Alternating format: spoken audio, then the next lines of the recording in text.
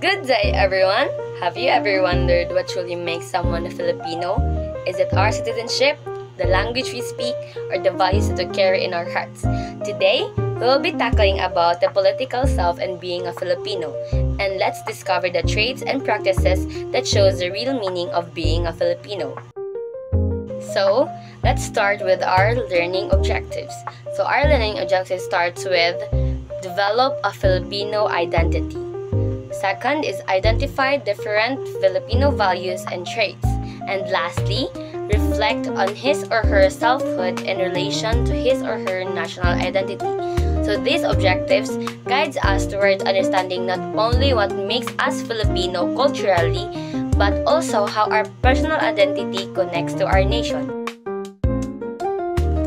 For our next slide entitled, Who is the Filipino? So according to the 1987 Philippine Constitution, Article 4, Section 1, citizenship in the Philippines include, first, individuals who were citizens at the time this constitution was enacted. So this constitution was enacted February 2, 1987. This was during President Corazon Aquino's administration. So this constitution was created on October 12, 1986 and was presented October 15, 1986. So, if ang mga citizens ana is naa sila ana nga time pag papatupad ana nga constitution is automatically sila Filipino na sila. So, our second one is about persons born to Filipino mothers or fathers.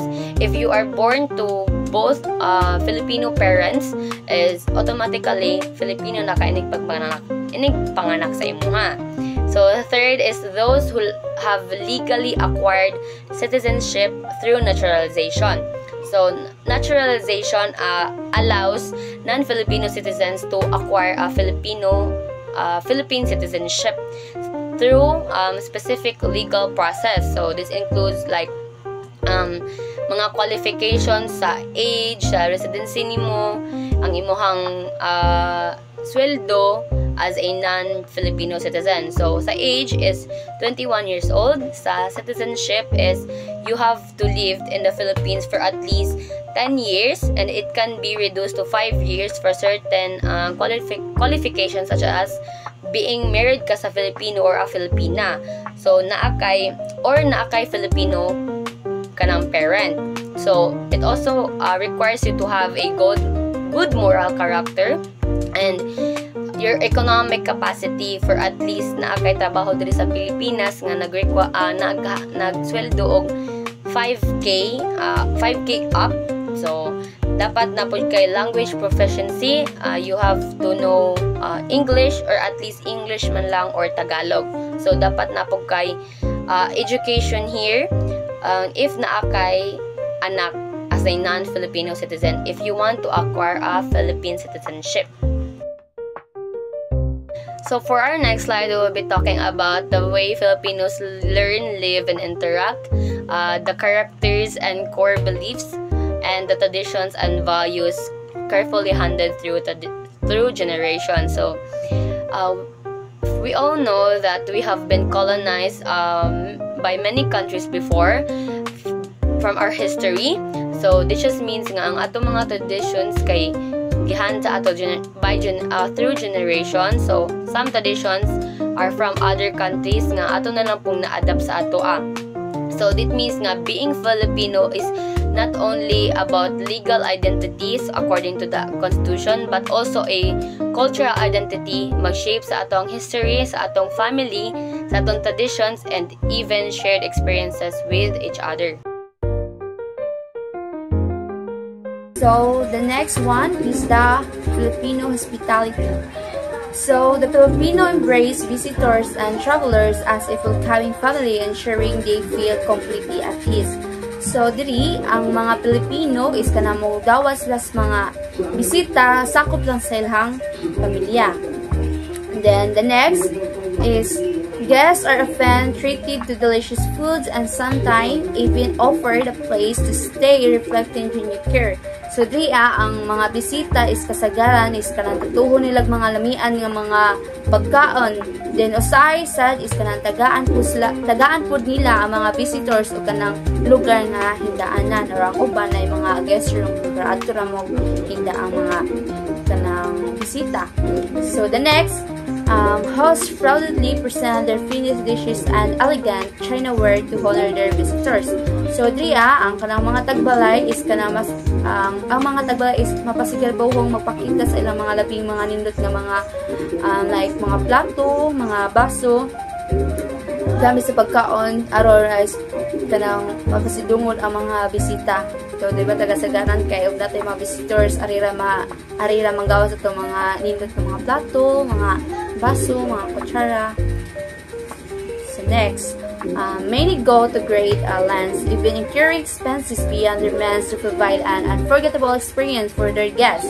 So diya, kanang bisan og kanang naglisod o kanang like for example, kanang bisan og kanang naglisod sa mga financial is kanang ang mga Pilipino is kanang ang uban is kanang kamot gihapon para makahatag og maayong kasanatian sa among kasanatian sa mga bisita. So the next is many neighbor store Filipino salespeople warmly welcome customer and express gratitude with a heartfelt thank you even if no purchase is made.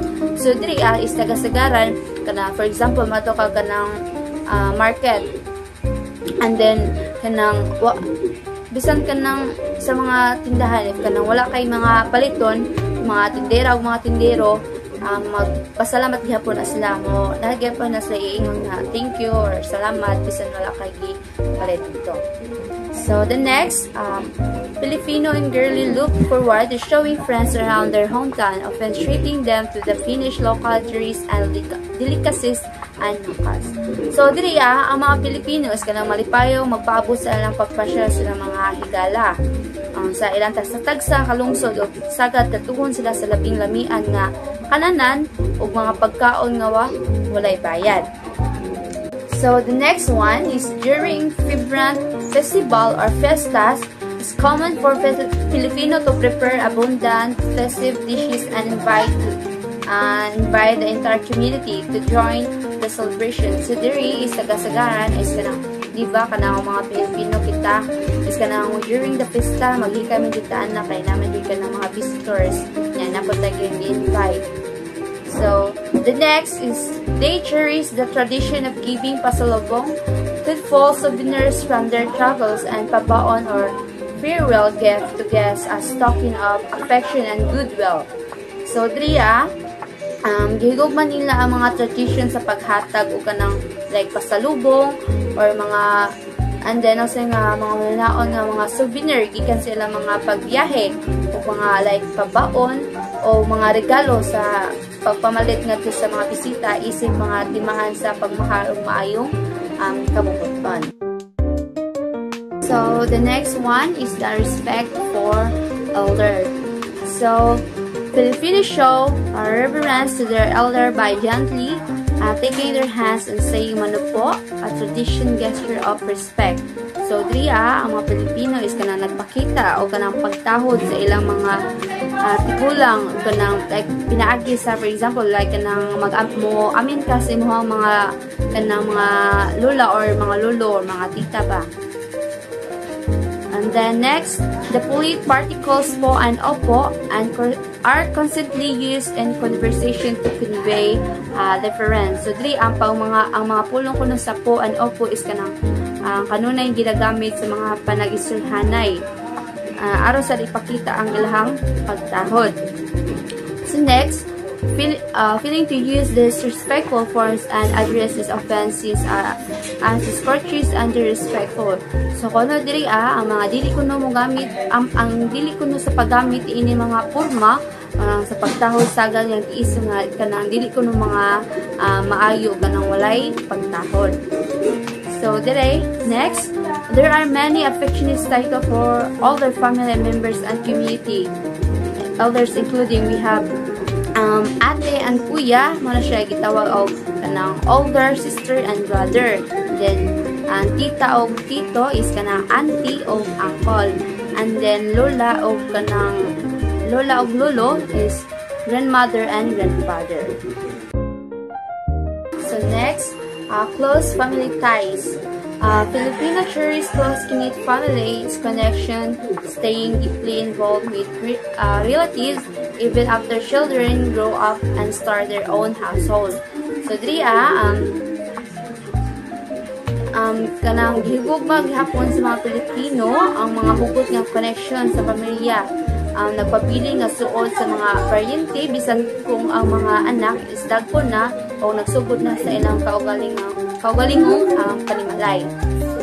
So next, the celebration like birthday, holidays, and local festivals are often marked by joyful family gathering throughout the year.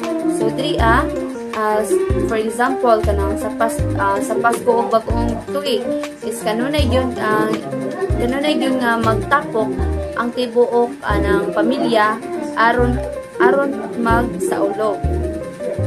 So next, many Filipino families prefer living under one roof in spacious home to keep everyone close. So daghang mga pamilyang Pilipino ang mas gusto nga magpuyo ilanon sa usa ka atop nga sa balay aron magpabilin nga suod ang tanan. For example, bisan daghan na sa balay, mas gusto nga mag-uban og puyo aron dili magkabulag. So next, instead of opting for nursing home, it is common for family members for personally care for their elderly loved ones, emphasize respect and responsibility. So imbis nga mupuli og nursing home, ang kasagaran sa mga sakop sa pamilya, ang personal nga mamuma sa mga tigulang nga minahal nga napasiugda sa pagtahod og mga responsibility. So the next one is the self-sacrifice. So the Filipino fans go above and beyond to support their friends, family, and loved ones. So tagasigaran ang mga Pilipino sagad nga mula pa sa ilang kutob ang suportahan ang ilang mga higala or pamilya o mga minahal.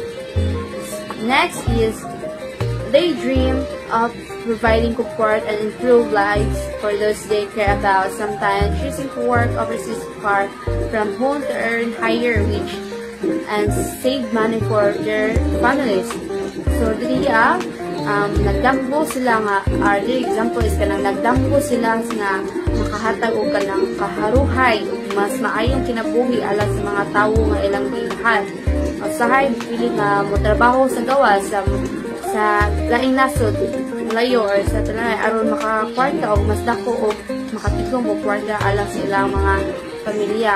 So tagasagaran no mga Pilipino mas pilion nila mo motrabaho sa laing nasod.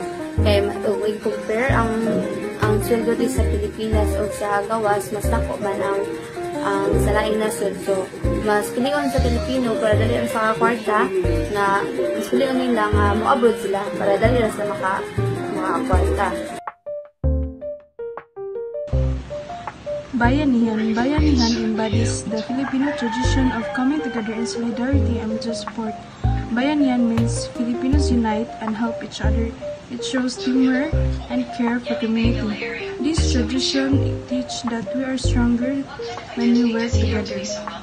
It reflects a selfless attitude where help is offered without any anticipation of reward. People help not because they want something in return, but because it is the right thing to do. It shows kindness and generosity. Helping others is seen a natural part of being Filipino. Filipinos consistently demonstrate a willingness to assist their friends, family, and community members facing challenges.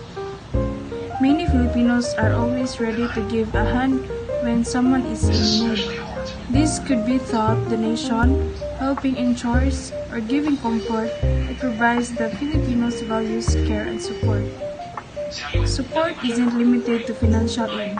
The dedication of time and energy is equally valuable and appreciated.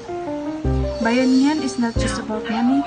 Giving time, effort, or even small acts of service is also important. Every kind of help makes a big difference. This spirit shines brightness when Filipino come together to provide support and relief to communities devastated by natural disasters. So during typhoons, floods, or earthquakes, Bayanihan is clearly seen.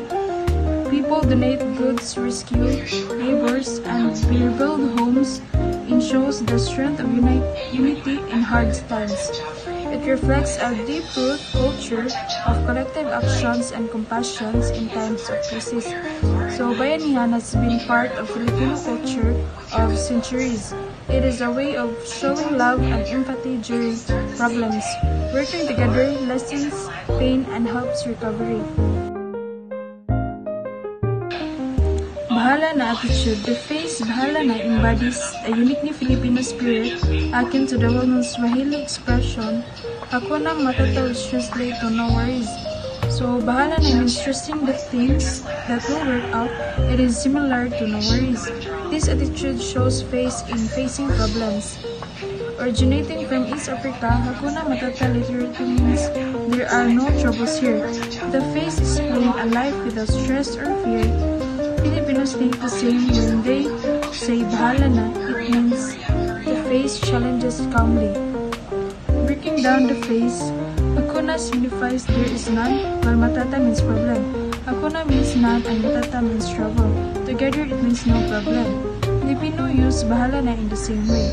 The phrase bahala na traces back to bahala na, which means entrusting everything to a higher power. Bahala na is the old Filipino word of God. Saying bahala na means trusting God for the result. It shows faith and surrender. This mindset embodies the Filipino spirit, optimism, and calm acceptance, embracing life uncertainties with trust rather than anxiety. Filipino use bahala na to stay hopeful instead of worrying. They trust the things that will be okay. It shows courage in uncertain times. Mañana habit. In Filipino culture, mañana habit refers to the tendency to postpone tasks unnecessary. Mañana habit says saying I'll do it later. It is delaying work if it can be done now. It shows procrastination. The phrase originates from mamayana, which translates delaying actions that could have been earlier. Mamayana means to postpone or delay. It is the common Filipino daily life. This often causes wasted of time. This habit reflects a form of procrastination characterized by putting responsibilities. Procrastination means avoiding rules. The mañana habit is a sign of laziness. It prevents tasks from being finished. It is such a behavior of leads to increased workloads and efficiency due to accumulated tasks. Work piles up when people keep delaying. This makes tasks harder to finish. It is also lower productivity and discipline. Nigas Kugon. Nigas means flame. Kugon is a fast-burning Filipino grass. Nigas is a fire and Kugon is a grass that burns quickly. The flame starts bright and dies fast. It is used as a symbol for Filipino behavior. Nigas Kugon means starting with excitement but quickly losing interest when problems arise. People begin a task with energy, but they stop when it's become difficult. It shows a lack of commitment. It shows how initial enthusiasm fades fast like a brief flame. The excitement doesn't last long. For our next slide, we will be having pride, or in Tagalog, dangal. So, it is an important Filipino value. It has both positive and a negative side. On the positive side, it reflects the dignity of an individual, the self-respect, and the national pride of a person. So Filipinos take pride in our family, in our achievements, and our culture, which helps nga it strengthens our identity as a Filipino nga. If moadto ta sa laing bansa, mingon ka nga ingani ang Pilipinas, ingani ang mga Filipino, diba? We are prideful nga ingana ang Philippines. So on the negative side, it prevents us from apologizing or making peace, landing to like sa ato ang stubbornness and conflict. So if ingani gani, if too much ang pride is dili na ka murag ma-blind ka sa imuhang sala nga nabuhat sa usa ka tawo, and it leads to you not apologizing and kanang maayo, dili siya maayo ang conflict nga nahitabo. So it said that when conflicts arise, it becomes a challenging to either side to take the first step toward reconciliation. So, diba sa ato mga Filipino is lisod kaayo sa ato ang mo first move og apology or mag-apologize sa usa ka tawo, because it makes us look down on ourselves, or lisod siya sa ato kay prideful man ta.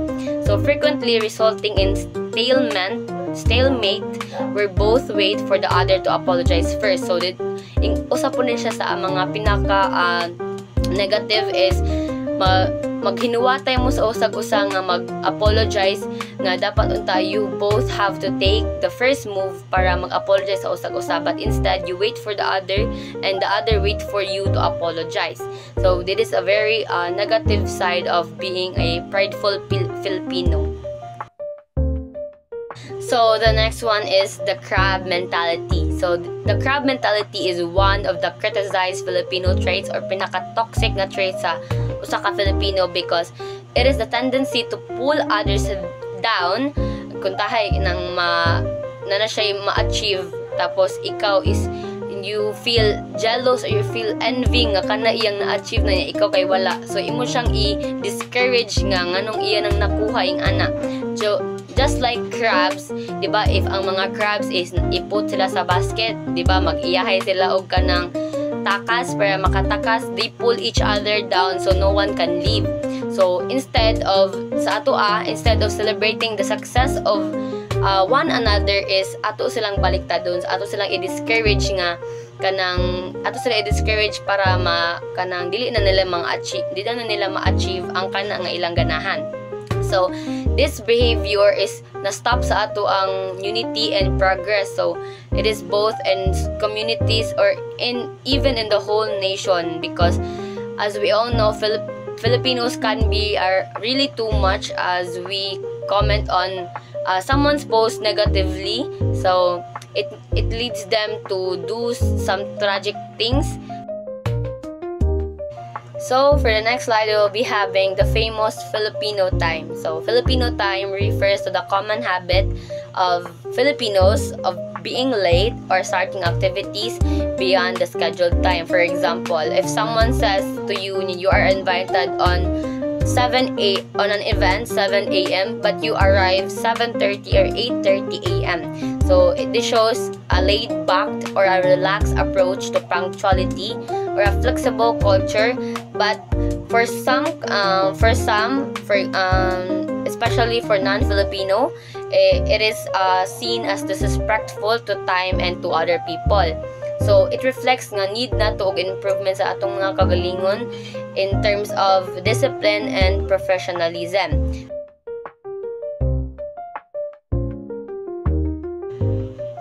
So let's start with Proverbs. So in Tagalog language, Proverbs are known as salawikain or sawikain. So these are short and meaningful sayings that offer lessons in life by expressing wisdom, moral values, and common human experiences. Like sa ato ang mga lolag-lolo or sa ato mga parents is they would tell us their experiences way before our generation, or they would tell us their struggles in life way before technology was invented. So these sayings guide people's behavior and help in making decisions, so especially in difficult situations in life. So the mother of Philippine folklore is Damiana Eugenio. So we have Filipino or common Filipino sayings like kung ano ang itinanim siya ring aanihin. So this proverb shows the importance or the importance of the consequences of our actions. Kung unsa atong gibuhat is mo puy mobalik sa atoa. So we also have ang hindi marunong lumingon sa pinanggalingan ay hindi makakarating sa pararoonan. So this proverb shows the importance of gratitude and remembering one's roots. So this means nga thankful ta sa mga tao nga nasa atong tapad when we have nothing, and thankful ta sa atong mga parents that they sacrifice everything they had for you to grow up in a more luxurious life. So Proverbs serve many purposes. So these are such as teaching moral lessons. It promotes good behavior, just like I said. It also reflects Filipino culture and values. So this guides younger generations in preserving the wisdom passed down from the past. So for our next one, we have superstitions. So superstitions in Tagalog are pamahiin. So these are beliefs and practices that based on tradition rather than scientific explanation. So Filipino culture is rich with a unique collection of superstitions, traditions handed down through countless generations. So these beliefs consist of widely accepted yet unproven stories. So dili siya prove meaning sa unproven stories is dili siya, wala pa siya na-prove nga tinuod na siya. So myths and notions involving supernatural causes. So natin mga common Filipino superstitions such as if sa like mo kaon kang pansit is mo mahaba daw kung mong ginabuhi, or di ka if mahatak nga spoon is na daw kunoy female nga visitor, and if mahatak nga fork is male visitor daw kuno. Tapos sa superstition sa Filipinos, in New Year's if mo ampak daw kuno ka kay mo taas ka. So many people continue to follow these beliefs due to fear of the unknown. So ilagi po ning gi-follow nga mga beliefs because they don't know what will happen if they don't follow it. So strong cultural traditions influence from family and community, a desire to attract good luck or avoid misfortune. So ingon diri ang og mutuman sa mga beliefs or mga superstitions nga ingani is they will avoid misfortunes, and it will bring good luck. So superstitions differ from proverbs because they are not supported by logic or science and are often followed out of fear or tradition. So dili na siya like murag pareho sa lawika in our proverbs nga prove siya nga it is in logic or in science. So sa superstitions is dili na siya ma-prove nga it is supported by logic or science. Myth and legends. The Philippines' vibrant culture and deep-rooted history given rise to a wealth of captivating myths and legends. Filipino culture has many colorful stories. These stories were passed down from ancestors. They explain traditions and beliefs. Legends are old tales, often believed to be historical but lacking concrete evidence. Legends are old stories that seem true but lack proof. People believe them because they have been told for many years. They're part of our heritage. These narratives serves to explain the origins of various phenomena and impart valuable life lessons, citing wisdom. So myth and legends explain things came from like plants or places, and at the same time they teach moral lessons. They combine culture and wisdom. Heroes and icons. Our heroes shows true love for our country by giving them lives for our freedom and progress. Filipino heroes sacrifice for independence. They give their lives for the country future they love for the Philippines was strong. Every year, usually the last Monday of August, we spend day honoring their bravery and strength that help us enjoy our freedom that we have today. This day is called National Heroes Day. It reminds us this bravery and sacrifice. Because of them, Filipino enjoy freedom today. So for the next one, we have how to be a good Filipino. So being a good Filipino means living responsibly as a citizen in the Philippines. So this includes learning and appreciating Philippine history, atong history, supporting local products, speaking the Filipino language, and respecting democracy. It also means avoiding fake news, engaging positively in discussions, and showing patriotism in everyday life. So, ang tinuod nga Filipino is doesn't just take pride in the identity but actively works to improve the country. So dili lang sila kay moingon nga Filipino ko, I'm proud nga Filipino ko, kundi kay muhatag po sila mga works into proving that they deserve to be a Filipino. So, we have 5 ways to become a good Filipino. The first one is be an active Filipino citizen. So, you must be aware of the current events or issues circulating in the Philippines and participate in government programs for the country's progress. And dapat ang imuhang right to vote is imo na siyang i-exercise responsibly. You have the right to vote and to choose your leaders wisely.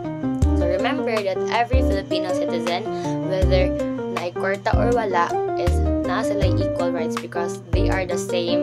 They are also persons and has a role in our nation building. So number 2 is study Philippine history. So as students always question nganong kailangan pa nato i-study ang history sa Philippines. Of course, because we have to know how our country struggled to gain our independence today. So para makaibaw pud taon sa ang giagian sa atong mga heroes or sa atong mga icons para makuha ang atong independence today.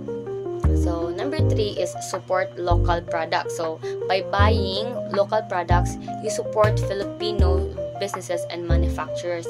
Like kung tayo ka nang nakimakit-an sa karsada ng banig. Muna siya, diba? Anang banig is hand-woven na siya. If I'm not mistaken, that's hand-woven. And naghatag kag opportunity sa ilaha nga mga kwarta sila naghatag pugag opportunity sa ilaha nga makabaligi ang pagdagha. So number 4 is speak the Filipino language. So using the national language preserve culture and strengthens national identity. So sa Luzon, Tagalog ilaha. Sa Visayas is Bisaya or Cebuano. Sa some parts of Mindanao also speaks Bisaya. But one language unites us all, which is our national language, Filipino or Tagalog.